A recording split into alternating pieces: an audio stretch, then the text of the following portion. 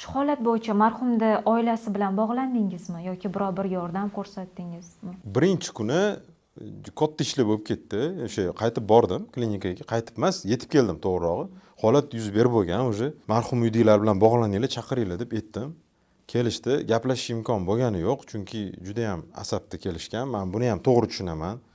Bu normal holat. Zarar yetkazildi, misol uchun hech qayerga olib chiqqanimiz yo'q. Klinikamizga operatsionnga kirib, оборудованияlarimizni sindirib tashlashdi, misol uchun. Narkozni apparat ham 30-40 ming dollar turadi, misol uchun-da. Puls oksimetrlar bir 2-3 ming dollar turadi. Mayli, tushunib turibman. Jigarlari da mana shu holat bo'lyapti. Biron bir joyda olib chiqmadik bu narsani, materialni. Baqir-chaqir so'kildi, boshqa bo'ldi, urishildi, misol uchun. Qanaqa urishildi? Jismoniy emas endi. Baribir bo'ladigan narsa. Men ularni juda yaxshi tushunib turibman. Shuning uchun bir reaksiya qilmadik.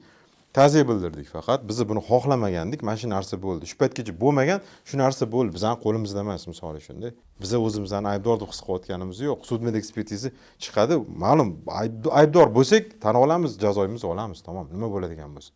Misol uchun-da, men adolat qaror yuzaga chiqish tarafdoriman-da, baribir, misol uchun.